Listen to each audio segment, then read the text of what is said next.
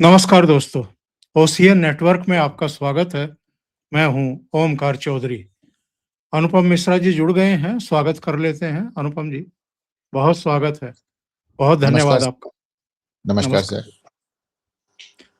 तो साहब, एसआईआर पर चर्चा हो गई, वंदे मातरम पर भी हो गई। दोनों विषयों पर कांग्रेस ही घिरती हुई दिखाई दी। ये अलग बात है कि बाद में राहुल गांधी ने कह दिया कि नहीं नहीं, वो प्रधानमंत्री नरेंद्र मोदी का कॉन्फिडेंस पूरी तरीके से हिला हुआ है। मतलब लोकसभा चुनाव में वो तीसरी बार प्रधानमंत्री बन गए, 6 राज्यों में से 4 में उन्होंने अपनी सरकार बना ली, धड़ल्ले से दुनिया की सैर कर रहे हैं, महत्वपूर्ण फैसले ले रहे हैं, वक्फ पर संशोधित कानून पारित करा लिया, इम्पोज और कर पूरी दिया। पूरी पूरी दुनिया में सम्मानित भी हो रहे हैं। हाँ, 28 देश उनको सम्मानित कर चुके और प्रधानमंत्री नरेंद्र मोदी का कॉन्फिडेंस लूज हो रहा है। फिर उन्होंने और कहा कि और और हजरत मोहम्मद के 42वें वंशज स्वयं उनकी गाड़ी चला रहे हैं। सोचे आप। उनकी गाड़ी चला रहे हैं, वो कॉन्फिडेंस लूज कर गए हैं। और और वहां पे अमित भी शाह, अब आज भी मैं देख रहा था। आज कहाँ इथोपिया पहुंचे हैं, वहां के प्राइम मिनिस्टर भी चला रहे हैं। हाँ हाँ, वो एयरपोर्ट पर उनको रिसीव करने के लिए हाँ, पहुंचे। हाँ। और नहीं, गाड़ी भी चला और रहे थे, मैं देख। जी हाँ, जी हाँ। और राहुल गांधी की नजर में उन्हें जबरदस्त तरीके से डांटने वाले अमित शाह के हाथ कांप रहे थे, जबकि पूरी दुनिया ने और देश ने देखा कि अमित शाह ने लीडर ऑफ अपोजिशन की डर्टी पॉलिटिक्स और नासमझी को किस तरीके से झाड़ा सदन के सर, मैं बीच में। आपको कभी बीच में नहीं टोकता, लेकिन आज बार बार टोकने का मन कर रहा है। पूरी दुनिया ने नहीं, इनके जो दरबारी पत्रकार हैं वो कह रहे हैं। मैं देखा, राजदीप सरदेसाई ने कहा कि अमित शाह ने जो भाषण दिया उसके बाद राहुल गांधी के पास सदन से भागने के अलावा और कोई विकल्प नहीं था। बिल्कुल, एक्चुअली सेट दैट, इन्हीं भाषा में कहा उन्होंने। Yes Rajdeep yes. सरदेसाई। तो अब जबकि सरकार विधायी कार्य लेकर के आई है, अंतिम सप्ताह में महत्वपूर्ण विधेयक पेश होने हैं, पारित होने हैं, संशोधित होने हैं, तब राहुल गांधी विदेश यात्रा पहुंच गए हैं। यहां अपनी बहन जी को कमान सौंप गए कि अब आप यहां देखिए, यहाँ की व्यवस्थाएं देखिए। और शायद अपने पृथ्वीराज चौहान जैसे नेताओं को भी छोड़ गए, ये कह करके कि मेरे पीछे जितना आपको गोबर करना है उतना गोबर करिए। तो पृथ्वीराज चौहान ने क्या गोबर किया है, जरा उस पर भी बात करेंगे। और राहुल गांधी जो यहाँ प्रेस कॉन्फ्रेंस करते थे टी शर्ट में और पत्रकारों को नसीहत देते थे कि आप इसलिए ये स्वेटर, ये भारी भारी जर्सी और ये जैकेट पहने हुए हैं क्योंकि आप सर्दी से डरते हैं, वो जर्मनी पहुंच करके, म्यूनिख पहुंच करके बाकायदा भारी भरकम जैकेट में दिखाई दिए हैं। यानी जर्मनी पहुंचते ही उनको भी अब सर्दी से डर लगने लगा है। लेकिन इससे भी बड़ी बात, उनका एक वीडियो जारी करते हुए कांग्रेस पार्टी ने जो कुछ कहा है उस पर अब भारतीय जनता पार्टी का भी बयान आ गया है, वक्तव्य आ गया है। कांग्रेस पार्टी ने क्या कहा है? कांग्रेस ने कहा है कि मैन्युफैक्चरिंग सेक्टर से लेकर के तमाम जो ग्रोथ के पैरामीटर हैं उनमें भारत पिछड़ रहा है और विदेशों से भारत को सीख लेनी चाहिए। तो क्या कहा है, क्या बयान दिया है प्रदीप भंडारी ने? उन्होंने बताया है कि इलेक्ट्रॉनिक्स मैन्युफैक्चरिंग में कुल इलेक्ट्रॉनिक्स उत्पादन 2014-15 में 1.9 लाख करोड़, 2024-25 में 11.3 लाख करोड़, बढ़ोतरी 6 गुना। इलेक्ट्रॉनिक्स निर्यात 2014-15 में 38,000 करोड़ और 2024-25 में 3,27,000 करोड़, यानी 760% की बढ़ोतरी। मोबाइल मैन्युफैक्चरिंग यूनिट्स में 2014-15 में केवल 2 यूनिट, 2024-25 में 300 यूनिट इस समय मोबाइल बना रही है। कुल बढ़ोतरी 14,900% की। मोबाइल फोन उत्पादन 2014-15 में 18,000 करोड़ और 2024-25 में 5,45,000 करोड़, जो 2928% बढ़ोतरी दर्ज करता है। मोबाइल फोन के निर्यात 2014-15 में 1,500 करोड़, जो अब 2 लाख करोड़ पर पहुंच गया है, यानी 13,233% की बढ़ोतरी। ऑटोमोबाइल मैन्युफैक्चरिंग 1991 बनाम 2024, 1991 में 2 मिलियन यूनिट्स बनते थे, 2024 में 28 मिलियन यूनिट व्हीकल बन रहे हैं, 1300% की बढ़ोतरी है। और भारत का अगला लक्ष्य क्या है? 2030 तक 50 मिलियन वाहन, 2047 तक 200 मिलियन वाहन। दुनिया के टॉप 2 ऑटो निर्माता। जी अनुपम जी, ये क्या बीमारी है राहुल गांधी को और कांग्रेस को? जब प्रधानमंत्री विदेश यात्राओं पर होते हैं, जब उनका वहां सम्मान हो रहा होता है, लगभग उसके आगे या पीछे या लगभग उसी समय राहुल गांधी विदेश यात्रा पर निकलते हैं और उसके बाद गलत बयानी करनी शुरू कर देते हैं। देखिए, 2-3 बातें हैं। राहुल गांधी क्या कह रहे हैं, वो क्या नहीं कह रहे हैं, इससे फर्क नहीं पड़ता। बस सिर्फ राहुल गांधी खुद बेनकाब होते हैं। जो उन्होंने कहा था कि मैंने प्रधानमंत्री का कॉन्फिडेंस हिला दिया, हकीकत ये बात उन्होंने 2024 के जब चुनावी नतीजे आए थे तो भी उन्होंने कहा था मैंने मोदी का कॉन्फिडेंस हिला दिया। उसके बाद क्या हुआ? उसके बाद दिल्ली हुआ, हरियाणा हुआ, महाराष्ट्र हुआ, बिहार हुआ, तो सब कॉन्फिडेंस आपको समझ में आ गया। अब वो फिर कह रहे हैं अमित शाह के हाथ कांप रहे हैं और प्रधानमंत्री का कॉन्फिडेंस हिला दिया। दूसरी बात, अभी जो आप बता रहे थे कि राहुल गांधी के विदेशी दौरे पे कांग्रेस ने बयान जारी किया है, सर इसमें थोड़ा सा मैं ये जोड़ना चाहूंगा, कांग्रेस ने बयान अपनी तरह से नहीं जारी किया, राहुल गांधी ने यह बयान जर्मनी में दिया है कि भारत में मैन्युफैक्चरिंग दुर्भाग्य से समाप्त हो रही है और हमको सीख लेनी चाहिए। यह बयान राहुल गांधी ने विदेश की धरती पर जाकर लिया है। इनफैक्ट मैंने आज इसको ट्वीट किया, मैंने इसको ट्विटर पे डाल के कहा है कि देश हो या विदेश, राहुल गांधी एक भी बयान बिना अपने देश को कोसे, बिना अपने देश को गाली दिए नहीं दे सकते। जहां तक पृथ्वीराज चौहान की बात है, उन्होंने पहले कहा कि ऑप सिंदूर में हम हारे, फिर आज उन्होंने एक नई बात कह दी, उन्होंने कहा हमको सेना की जरूरत ही नहीं है, छोटी मोटी सेना रखो, बाकी सैनिकों को किसी और काम में लगा दो। किस काम में लगा दो? मुझे ये समझ में नहीं आ रहा है कि ये कांग्रेस पार्टी क्या अगला चुनाव पाकिस्तान से लड़ने की प्लान कर रही है क्या? उसको कराची से, इस्लामाबाद, लाहौर से, रावलपिंडी चुनाव लड़ना है?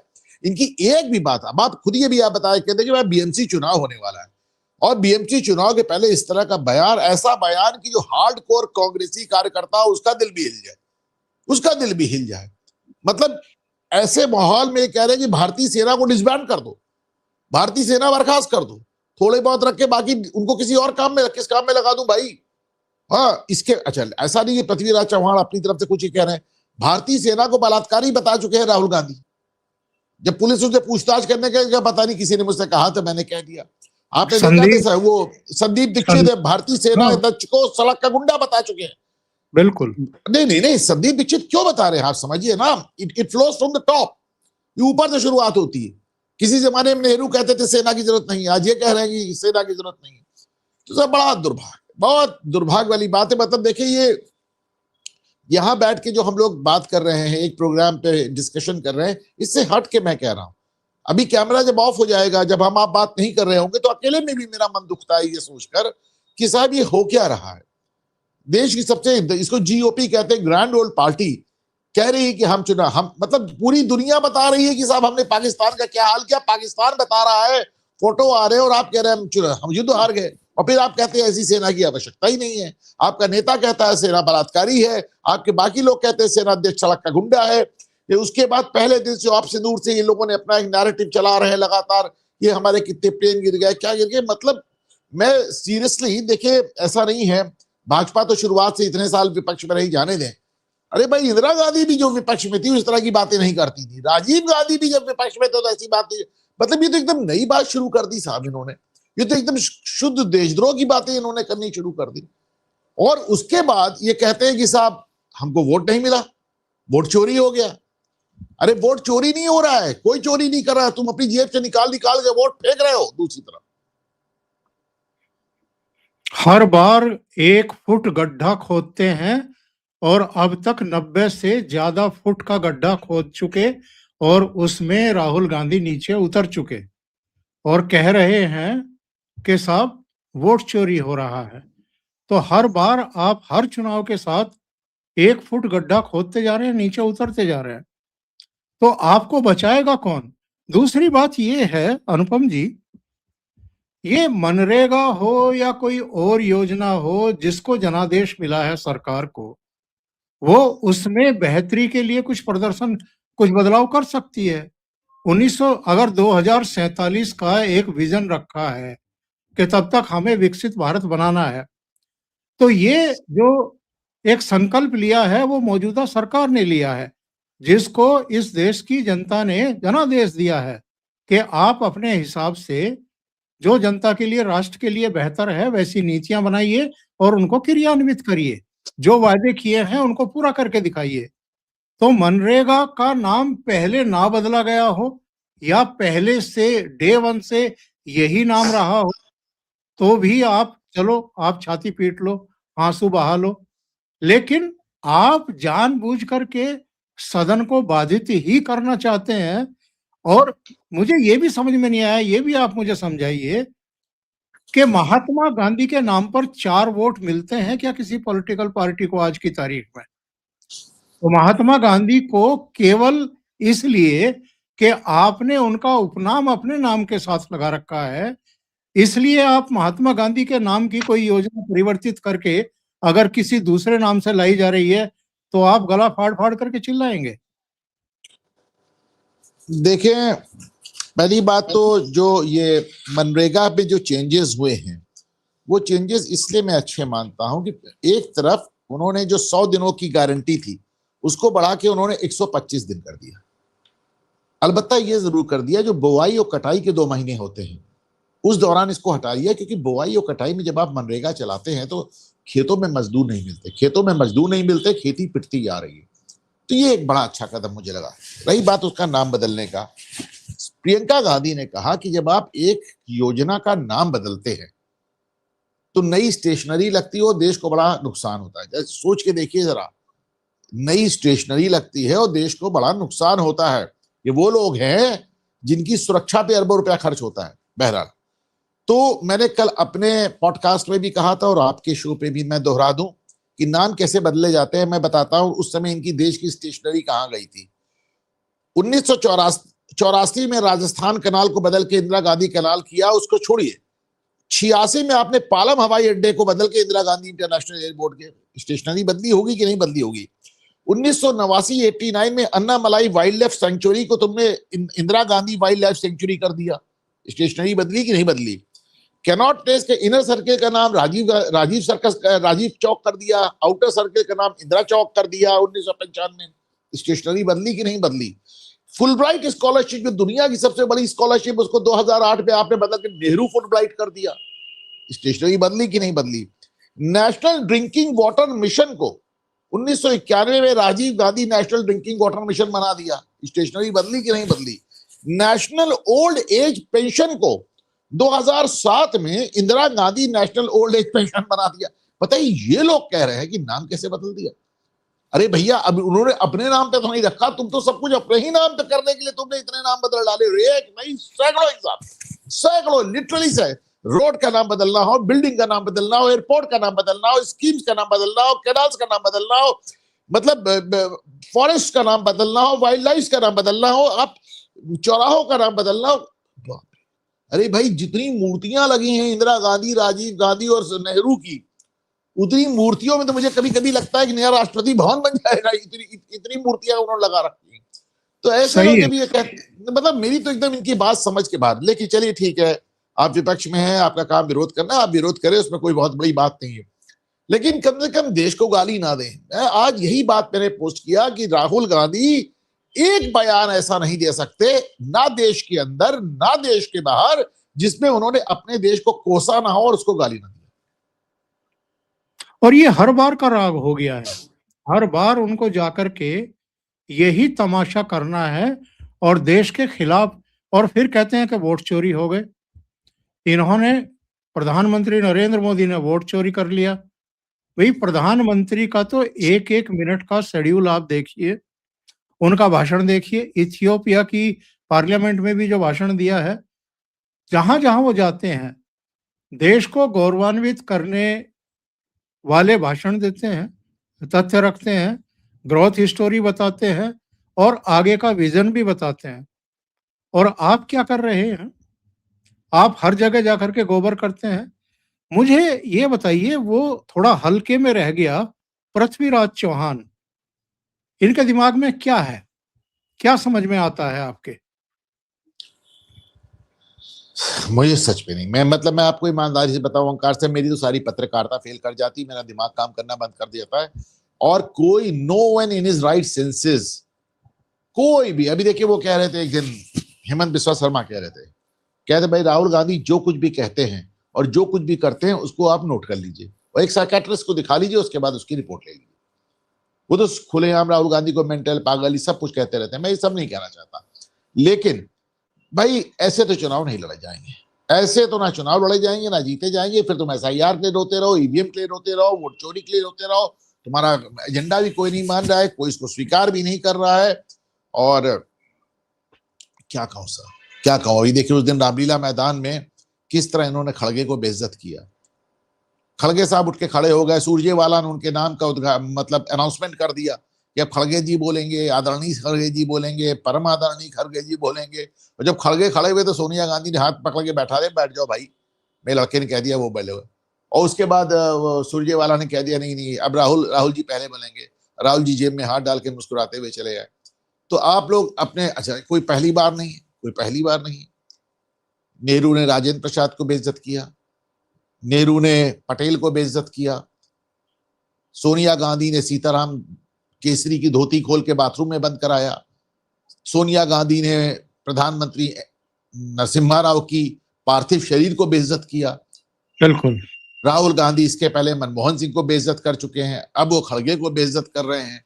तो ये भाई इतना घमंड, इतना अहंकार, वो भी बिना किसी काबिलियत के। मैं तो ओंकार सर कभी कभी मुझे एकदम मेरा दिमाग काम करना बंद कर देता है।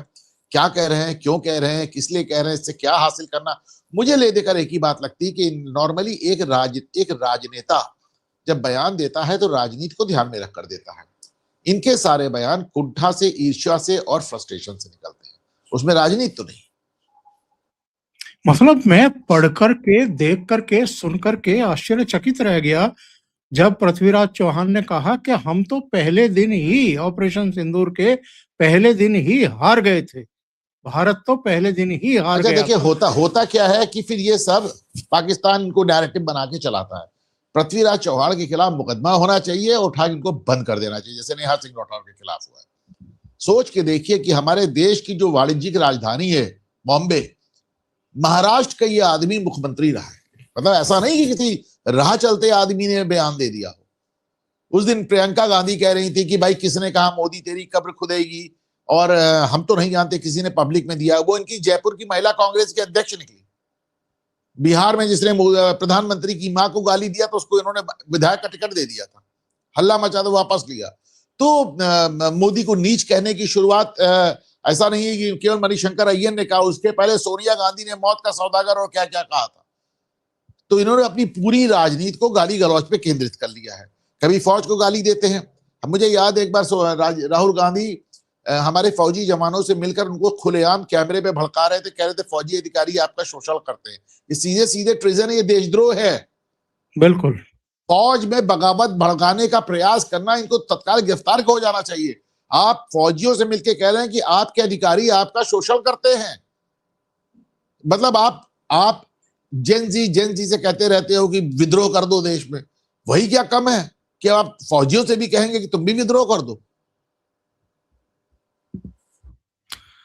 देखिए, सितंबर 2024 में जब आतंकवादी करार दिया था, आतंकवादी कह दिया था बीजेपी के एक सांसद ने, तो मल्लिकार्जुन खड़गे ने प्रधानमंत्री को चिट्ठी लिखी थी कि आप इनके खिलाफ कार्रवाई करिए। तो खड़गे को जवाब दिया था जेपी नड्डा ने, 3 पेज की एक चिट्ठी लिख करके। उसका एक पैरा मैं आपके सामने रखता हूं। ये एक पैरे में उन्होंने बताया था कि आपके लोगों ने प्रधानमंत्री नरेंद्र मोदी को क्या-क्या कह रखा है। उन्होंने लिखा कि खड़गे जी, क्या-क्या नहीं कहा गया आपके नेताओं के द्वारा देश के प्रधानमंत्री के लिए।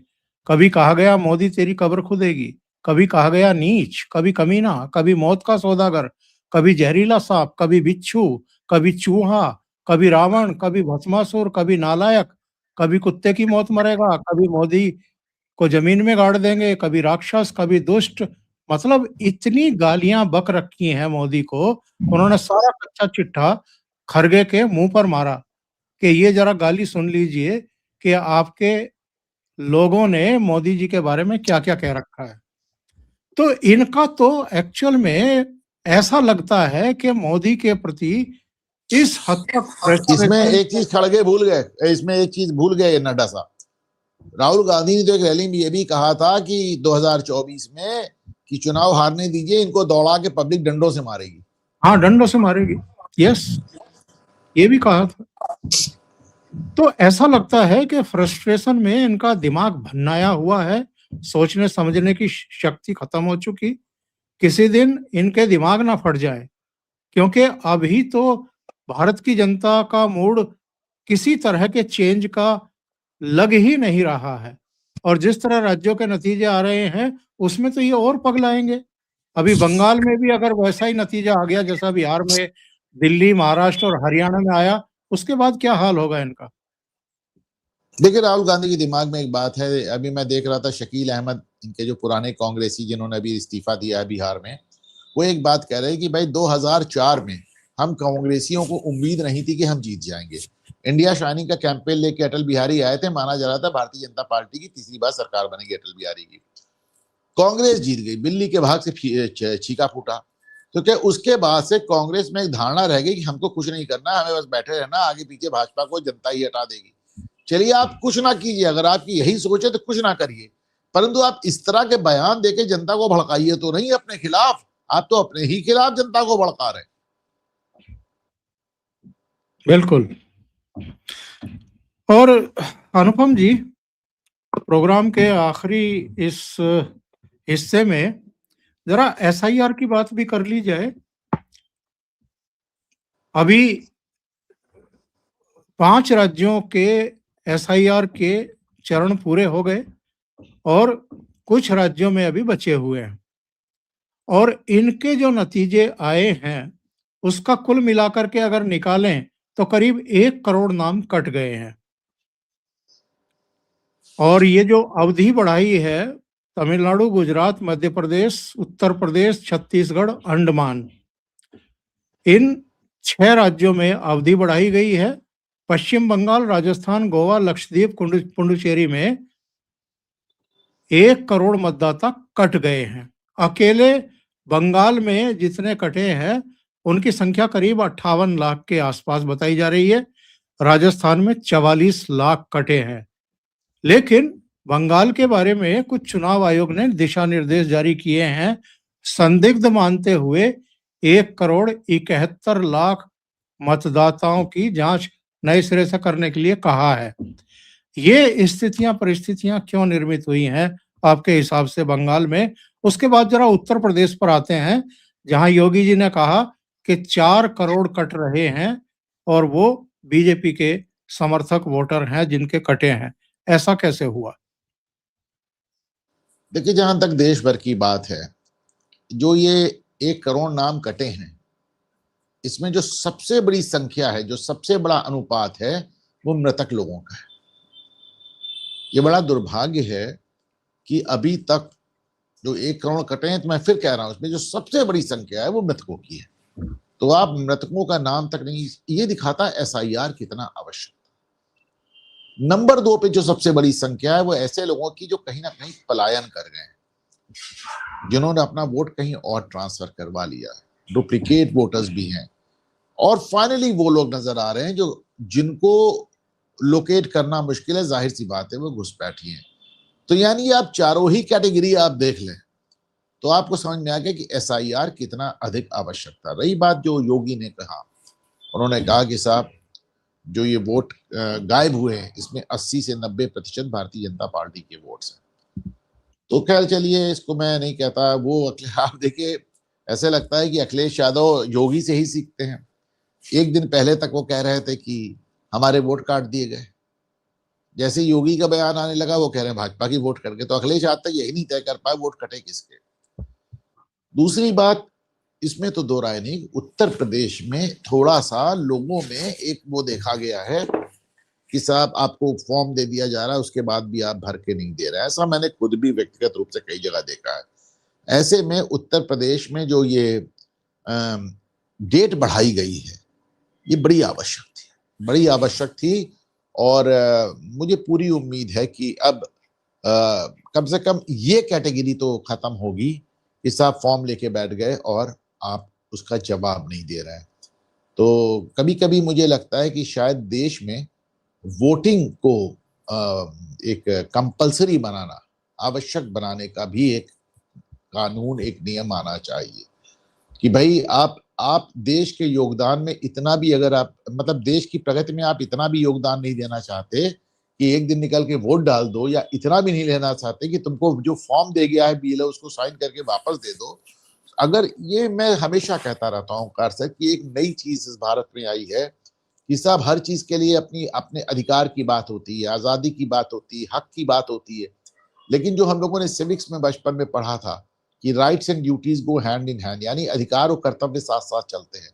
तो अपने कर्तव्य की लोग बिल्कुल उसको नजरअंदाज कर रहे हैं और सिर्फ अपना हक और सिर्फ अपना अधिकार बता रहे हैं। तो बहरहाल जो उत्तर प्रदेश की जो फिगर है, अभी बड़े फुल फ्लो में चल रहा है काम और डेट बढ़ भी गई है। तो आप मानकर चलें कि जब बहरहाल जब ये आ जाएगा तो उसके बाद ही हम इसके बारे में बात करें कि साहब कितनी फिगर आई और कहां तक फिगर आई। जो उत्तर प्रदेश में तो इस साल के अंत तक 31 तारीख तक डेट बढ़ गई है और लेट अस होप कि थिंग्स विल वर्क आउट। लेकिन मैं सिर्फ इतना कहूंगा कि चाहे वो घुसपैठियों का मामला हो, अनट्रेसेबल लोगों का मामला हो, मृतकों का मामला हो, पलायन का मामला हो और या डुप्लीकेट का मामला हो, ये सारी फिगर्स ये बता रही हैं कि एसआईआर जो कार्रवाई हुई है आवश्यक कितनी थी। मतलब आप खुद सोच कर देखे ओंकार सर कि इस सब कार्रवाई के रहते हुए तो किसी चुनाव का कोई मतलब ही नहीं था। और इससे हटकर भी देखें, जिस देश में 6 करोड़ आधार कार्ड फर्जी तैर रहे हैं, आप सोच के देखिए कितने देशों की पॉपुलेशन नहीं, 6 करोड़ आधार कार्ड फर्जी तैर रहे थे, राशन कार्ड फर्जी तैर रहे थे, डेट ऑफ बर्थ फर्जी बन रही है। तो इस कार्रवाई की बड़ी जरूरत थी। और एक बात जो और देखिए, लोग ध्यान नहीं दे रहे हैं, ये जो एसआईआर के नतीजे आ रहे हैं, अभी तो जो इसका असर है वो होगा ही, इसका एक दूरगामी असर ये होगा कि आने वाले दिनों में चुनाव आयोग इस तरह की और कार्रवाइयां करेगा, जल्दी जल्दी करेगा, देश भर में करेगा। क्योंकि इस एसआईआर से ये बात साबित हो गई है कि साहब चुनाव आयोग को वोटर लिस्ट का शुद्धिकरण समय समय पे लगातार करते रहना चाहिए और सख्ती से करते रहना चाहिए। और चलते चलते साहब जरा एक इस पर भी आपकी कमेंट। भारत से ऑस्ट्रेलिया गया था बॉन्डी बीच का गुनहगार, हैदराबाद का मूल निवासी। तो अब तो हम ये नहीं कह सकते कसम खा करके कि केवल पाकिस्तान के लोग ही अलग अलग जगहों पर इस तरह का तमाशा कर रहे हैं, लोगों को मार रहे हैं।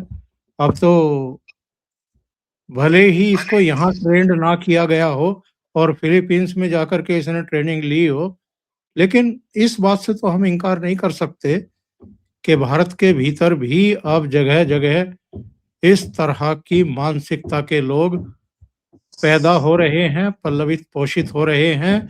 दिल्ली का ब्लास्ट में भी डॉक्टर मिले थे, हमें ये नहीं भूलना चाहिए, और ये भी भारतीय ही थे। देखिए, मुझे लगता है कि मुस्लिम समुदाय को सामने आकर इन चीजों का की निंदा करनी चाहिए, इसको रोक लगानी चाहिए। लेकिन मुस्लिम समुदाय अभी भी डिनायल में है, वो अभी भी बता रहा है कि आतंक का कोई धर्म नहीं होता।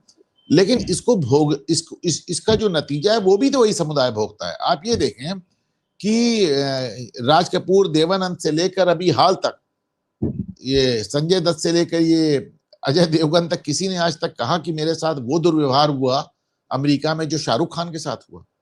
कपड़े उतार के पूरा निर्वस्त्र करके उनकी तलाशी ली गई सिर्फ इसलिए कि उनके नाम के आगे खान लगा था। तो भाई अगर आप इस बात को सीरियसली नहीं लेंगे तो बात समझिए, बात अब केवल भारत तक सीमित नहीं है ओंकार सर। दुनिया के तमाम देश इसको लेकर बहुत सीरियस हो रहे हैं, इसको लेकर बहुत गंभीर हो रहे हैं। और अगर अभी भी आप डिनायल में रहेंगे, अभी भी आप सच झूठ करके अपने आप को सही बताते रहेंगे, तो आपको ही दिक्कत आने वाली है। अनुपम जी, बहुत बहुत धन्यवाद इतना समय निकालने के लिए, बहुत महत्वपूर्ण मुद्दों पर दो टूक बात करने के लिए। और दर्शकों से ये निवेदन है, आपको ये चर्चा अगर अच्छी लगी है तो लाइक जरूर करें, इस वीडियो को फॉरवर्ड करें, साझा करें अपने मित्रों के साथ ग्रुप्स में। अभी तक चैनल आपने सब्सक्राइब नहीं किया है तो सब्सक्राइब करना ना भूलें, बेल आइकॉन को दबाना भी ना भूलें, उसमें भी ऑल वाला बटन दबाया करें ताकि आपको आगे आने वाले सभी प्रोग्राम के नोटिफिकेशन मिल जाए। अनुपम मिश्रा जी का चैनल है घूमता आईना, उसको सब्सक्राइब करें, उनको सहयोग करें। बहुत अच्छे विषय लेकर के आते हैं और डेली रात्रि में लाइव आते हैं। बहुत बहुत धन्यवाद Anupam ji, thank you so much. Thank you sir. नमस्ते।